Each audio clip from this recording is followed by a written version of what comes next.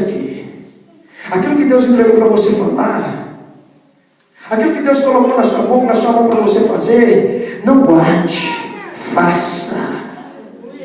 O alimento que Deus te entregou, coma, não deixe para fora. Então por isso que eu falo nessa noite, entra nisso aqui de cabeça, vai fundo na palavra de Deus, mergulha nela, porque é ela que vai te alimentar, de manhã e à tarde, de manhã e à tarde, de manhã e à tarde, todos os dias que você precisar, aleluia, a palavra de Deus te alimentará. Sabe por quê? Porque toda vez que o homem precisava, a palavra de Deus estava sempre ali, sustentando ele. Salmo de número 119, o que te brinda com o pecado é a palavra de Deus. Salmo 119, versículo 11, guardei a tua palavra no meu coração para não pecar contra ti. O que nos sustenta, o que nos guarda contra o pecado, o que nos fortalece é a palavra. Salmo 119, versículo 25, a minha alma pega-se ao pó, vivifica-me segundo a tua palavra. O que restaura a sua vida é a palavra. O que te coloca de pé de novo é a palavra. Aquilo quando você estava batido lá no chão no deserto, precisando de algo, alguém, uma mão amiga, não apareceu ninguém, a palavra estava lá, te vivificando. Salmo 119, versículo 28, fortalece-me segundo a tua palavra. Preste atenção, toda vez que precisamos de vivificação, é a palavra. Toda vez que precisamos de fortalecimento, é a palavra. Toda vez que precisamos de uma luz no caminho, a direção, é a palavra. Salmo 119, versículo 105, aleluia.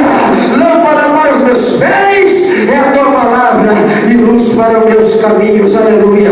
Quantos creem que a palavra de Deus ilumina? Quantos creem que a palavra de Deus é o caminho? Quantos creem podem aplaudir a Ele nessa noite? Nunca no deserto vai faltar palavra. Nunca. Porque ela vai te alimentar. Porque ela vai te sustentar. Ela vai te vivificar. Ela vai te manter de pé. E preste atenção, a última é que a água, olha o que ele fala: a água lhes deste na sua sede. Deserto, ruína, produz uma coisa no homem que eu não falei ainda. Uma coisa que se chama perseverança. Perseverança gera fé. Fé gera milagre. É o que Paulo fala.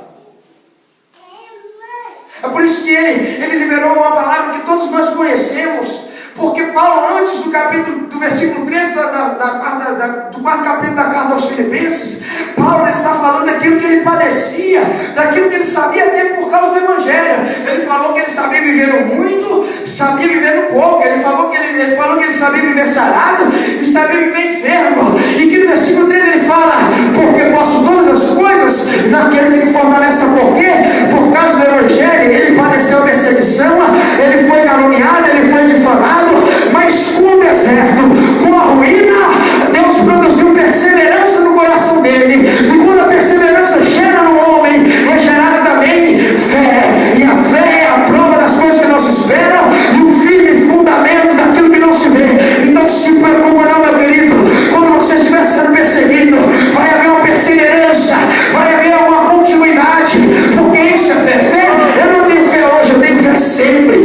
Isso é caminhada, fé é caminhada, é dia após dia, você tem que estar perseverando, porque toda vez que você persevera, é gerado, é aumentada a sua fé.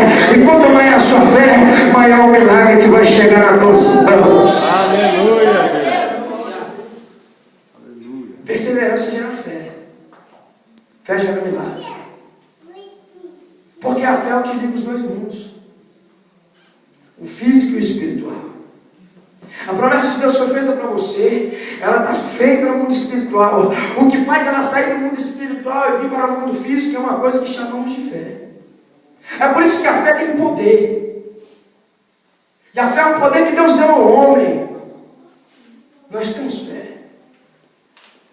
E toda vez que a promessa, que a palavra profética é liberada sobre a tua vida, através da fé, você crê na palavra que foi liberada. E quando você crê, a palavra sai do mundo espiritual e chega a você para te abençoar. Porque olha o que a Bíblia diz, que a palavra, quando a Deus e jamais volta vazia.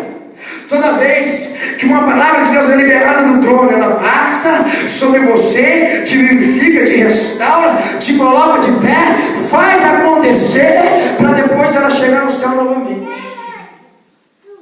Porque a palavra de Deus para você falou assim: eu vou abençoar ele. Então ela sai do trono, abençoa você, para depois ela voltar. E ela não pode parar, porque pode passar tudo, pode passar o céu e a terra, mas a palavra de Deus não passa. A água, na verdade, é uma unção. Preste atenção. É uma unção de Deus. E a unção de Deus é um poder de capacitação na vida do homem. A unção de Deus é um poder, aleluia, que faz você fazer coisas que não cabe ao homem fazer. A unção leva você a lugares que você, pela sua força, você não poderia chegar. Isso é a unção. A unção de Deus, por exemplo, é fazer um pastor de ovelhas se assentar no trono de uma nação. Isso é a unção de Deus. Porque nem Davi mesmo se imaginava rei, mas Deus, como Ele não olha como você está agora, Ele olha o que você vai ser. Ele derrama uma unção sobre a tua vida, uma unção para você chegar no lugar onde você precisa estar. Unção de Deus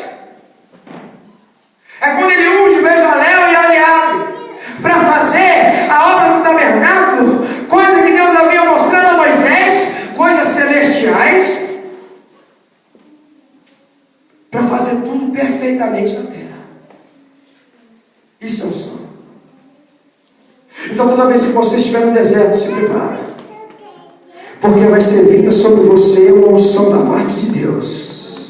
Toda vez que você estiver e se deparar com algo em ruínas, se prepare, porque é vinda mais uma capacitação de Deus sobre a tua vida. Você crê? Você crê? Então adora a Deus aí no seu lugar. Adora a Deus no seu lugar, que eu vou profetizar sobre a tua vida uma unção de Deus sobre você. Você sai daqui nessa noite mais capacitado. Você sai daqui nessa noite sabendo que você é capaz sim de tomar posse da vitória, de fazer aquilo que Deus entregou para você fazer. Você é capaz sim de levar o seu ministério adiante. Você é capaz sim, aleluia, de cantar e louvar a Deus. Você é capaz sim de pregar. Você é capaz sim de profetizar, porque há uma unção sobre a tua vida, aleluia. Isso é unção. Ela faz com que nós cheguemos a lugares que nós não imaginamos. Presta atenção. Quando eu estava com a mão na massa, quando eu estava na ruína, o diabo ele não para de trabalhar.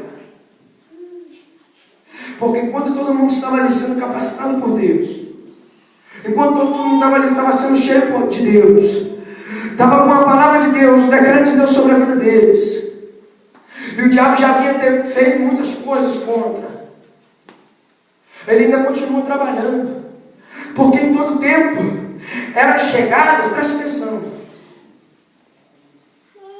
era chegada a acusação a Neemias, era chegada a calúnia a Neemias, era chegada a difamação a Neemias, e chegaram até mesmo usar a própria palavra para fazer com que a obra de Deus seja parada. Eu vou te explicar por quê. Porque Tobias e Sanbalate subornou um profeta, presta atenção, para profetizar que Neemias estava errado, que era para ele parar. Foi o que aconteceu com Balaão lá em Números 22. Porque o rei da cidade que Israel tinha que passar diante dela sabia que Israel não podia parar, ninguém podia parar Israel, porque se o mar vermelho não parou, se o maior exército da época não parou, se Israel por muito tempo no deserto andando não havia morrido, quem poderia parar ele? Só o próprio Deus. Porque Deus